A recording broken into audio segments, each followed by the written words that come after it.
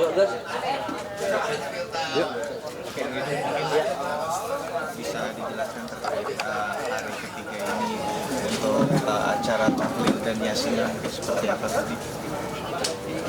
Ya, saya di sini kan malam 3 hari itu lebih banyak jamaah gitu kan.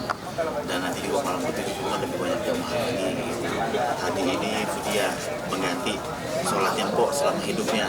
Dengan kemampuan kita cuma 1.800 liter, kita kasih itu, kita serahin ke yang layak makan.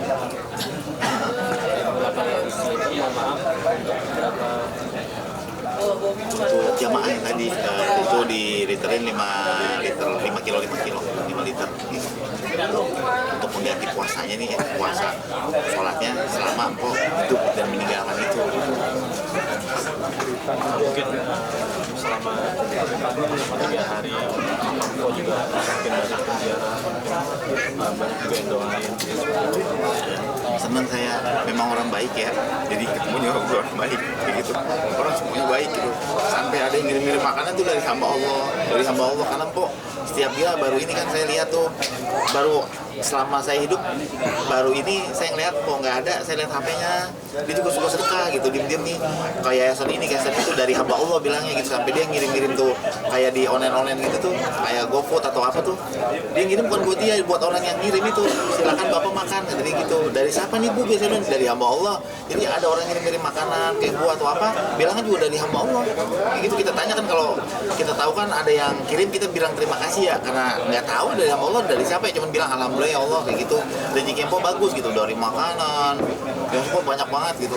Teman-teman gue masih banyak yang datang kan, teman-teman lama yang waktu zaman foto jadi penyanyi maupun kalang-kalangan selebriti masih banyak yang datang tiap hari, masih banyak yang datang doain nggak putus.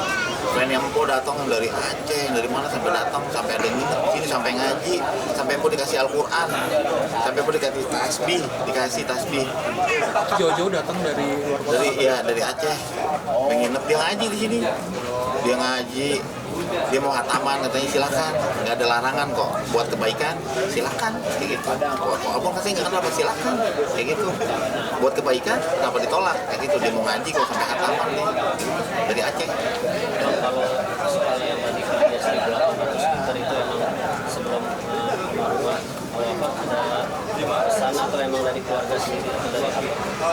Ya nggak ada pesan ya, kayak gitu kewajiban. Mungkin ada sholat-sholat yang bolong tuh kita ganti dengan sedekah fidyah namanya kayak gitu. Berarti selama 1.850 hari itu gitu. Mungkin kan ada yang bolong-bolong kita ganti dengan kita ini coba dengan sedekah gitu. Tapi memang nggak bisa diganti sholat kayak gitu. Itu jatuhnya dia sedekah kayak gitu. Abang ngomongin soal pesan-pesan terakhir kan, pesan terakhir ada juga tulisan wasiat yang dibacain oleh Pak Irfan Hakim ya. Nah, itu seperti apa mungkin Bang, katanya titipin pesan ke artis, terus teman-teman, keluarga Pesan-pesannya untuk saat ini kan saya emang belum buka, saudara-saudara saya itu ya bilang jangan buka HP dulu kayak gitu kan, atau TikTok itu beritanya tentang ini, jadi ingat saya kan, dia tahu kan 2 hari ini kan saya ini baru ini saya ini itu agak semangat gitu, hari-hari saya kan saya belum, sampai saat ini saya belum berani naik ke kamar. Kenapa? Itu banyak kenang-kenangan kok, dari kita baru nikah tuh kasur masih saya simpan, lemari saya yang bawain lemari itu waktu saya nikah saya bawain kayak gitu, jadi masih banyak kenang-kenangan ini gitu. Jadi untuk saat ini saya masih ada berada di bawah tidurnya kayak gitu. Jadi hal kayak gitu saya lagi tutup dulu gitu, saya tutup kayak gitu. Tapi tahu Bang soal yang surat wasiat yang dibaca nama Irfan ini yang Belum. Iya, apa itu belum tahu. Oh, yang ini yang untuk keluarga, sahabat dan penonton, kalau udah nggak ada jangan nangis, udah lama-lama itu harus terus berjalan. Oh, itu baru tahu gitu, iya baru tahu. Soalnya yang wasiat cuma itu aja kayak gitu.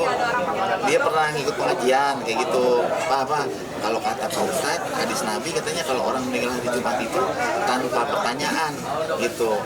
Bener nggak Pak? Benar, itu hadis Nabi kayak gitu. Kalau kayak gitu Mama meninggal hari Jumat aja Pak, ya enak berarti ya, lebih gampang. Nah itu Allah ijabah doanya, mau meninggal di hari Jumat gitu jam 8 sekian kayak gitu. Kalau Rizky sebenarnya sudah ada firasat belum sih sebelum almarhum meninggal, sudah ada firasat? Siapa? Saya. Firasat itu sih nggak ada ya. Cuma kalau mimpi Mpok meninggal waktu di rumah sakit itu saya mimpi kayak gitu. Tapi saya baik sangka. Mudah-mudahan ini Mpok berumur panjang kayak gitu, karena kan mimpinya meninggal, sebaliknya saya balikin kayak gitu. Ternyata mimpi saya kayak kenyataan jadi desapu gitu. Ini kayak di mimpi yang mau meninggal dengan senyum, teman meninggal cuman kita peluknya Pak, ini udah nggak kuat kan, dituntut sama istri yang nggak kuat, dia coba sendiri, apa nggak kuat saya peluk, ikutin teman sampai asa la ilaha illallah, cuma sampai Allah, aku langsung merem, itu udah gitu doang, gampang. Mimpinya itu disampaikan ke almarhum. Enggak, saya nggak berani, takut almarhum kan kepikiran gitu. Malam mau meninggal tuh, saya duduk tuh di bangku, udah dia gini lihat, ntar saya liatin dia begini gitu, ntar saya lihat, tadi liatin lagi, saya balik lagi, saya lihat tadi balik lagi gitu, jadi nggak mau tatapan. Ini dong ada pesan lain nggak sih dari almarhum juga mungkin yang tidak bisa dilupakan? Yang bisa dilupain, pesannya ya jaga anak-anak, dari pendidikannya biar tinggi-tinggi pas sekolah, sayangin anak-anak. Iya mah, pokoknya anak-anak itu bertanggung jawab apa semuanya kayak gitu. Jangan lupa susu si kembar, dia itu ternyata kembar susunya jangan sampai kehabisan, kata dia kan. Dia kan tahu si kembar susunya kuat nih. Anak-anak kan kita beli sekardus tuh seminggu udah habis kayak gitu, dia tahu. Jadi itu bener-bener ini dia selalu ingatnya anak gitu kan, mau meninggal tuh ngomonginnya anak. Anak-anak pendidikannya harus bener-bener tinggi, jangan sampai kayak kita kan udah ngalamin asam garamnya nih, pahit susahnya Pak, dari nol kita rumah tangga kayak gitu, pelan ngomong gitu kan, ngomongnya satu-satu. Mau makan ya gitu doang gitu, iya gitu. Entah kita pakai air apa gitu, pakai air kuah sayur gitu, entah kita suapin gitu. Obat juga udah saya gerusin tuh, karena takut keselakan, karena napasnya bukan udah selalu bilang Pak ini udah di sini, napasnya udah di sini gitu. Saya lihat udah dingin, malam-malam tuh udah dingin, badan ini udah dingin. Nah jam habis sholat subuh kan, saya sholat subuh, Pak sini Pak, apa gitu manggil, di sini suruh tidur di sampingnya, rumah nggak muat ini, kayak gitu udah di sini aja, usap-usap aja ya, udah usap-usap, rutin aja gitu. Karena kan kok tidurnya tuh udah duduk gitu, terus begini salah, dimukin aja, kayak giniin aja, mah ikutin ya, baca sholawat gitu kan. Dalam hati aja, kalau nggak bisa dalam hati tuh saya tuntut gitu. Sampai terakhir pun saya tuntut, terus sampai Allah udah habis. Emang ada surat wasiat khusus dari almarhum yang keluarga atau Nggak ada, cuman anak-anak jaga anak-anak dari sekolahnya, pendidikannya, dari makannya tuh benar-benar diperhatiin kayak gitu. itu secara lisan berarti ya? Iya, tulisan. Tapi masih ada ini nggak sih Bang, masih ada impian-impian kok yang belum tercapai? Impian kok gini, waktu saya umroh di 2021, dia tuh doa di depan Ka'bah, ya Allah mudah-mudahan saya bisa kembali di sini sama keluarga dan anak-anak. Jadi kan waktu itu saya berdoa aja tuh, dia berdoa kayak gitu. Niatnya dia tuh baik gitu, jadi mau ngajak anak-anak nih berangkat umroh bareng-bareng gitu sekeluarga gitu. Nah hal itu mau dilakuin, cuma kan pokoknya lagi kurang sehat kan. Udah gitu kan si Rapi ini kan belum bisa jalan, dia bilang nanti aja insya Allah kita ada rezeki Rapi udah bisa jalan, kita berangkat kayak gitu. Yang penting kamu sehat dulu gitu. Ya mudah-mudahan hal itu bisa saya lakuin gitu, niat baiknya kok kan. Dan juga kan Rapi kan si Petong nih mau ulang tahun nih bulan September. Kalau kata kan tiap tahun kan Petong dirayain mau kecil-kecilan ya, doa-doa bareng apa. Tanggal bulan September si Rapi si kembar nih bulan Oktober. Jadi katanya mah si Petong sama si kembar gabung aja ulang tahunnya, kita jalan-jalan ke Anyer, ajak anak yatim sewain bis kata dia gitu. Sewain bis, ajak anak yatim tuh katanya gitu, kita sewain bis sama keluarga, saudara yuk kita berangkat ke Anyer kayak gitu. Ntar kalau mama sehat kita berangkat, bismillah kata dia gitu. Itu sudah direncanakan ya? Iya. Udah direncanakan. Tapi nanti akan dilaksanakan Mudah-mudahan kita sehat, banyak umur, ada rezekinya, kita berangkat kayak gitu. tetap berangkat ya? Insya Allah gitu.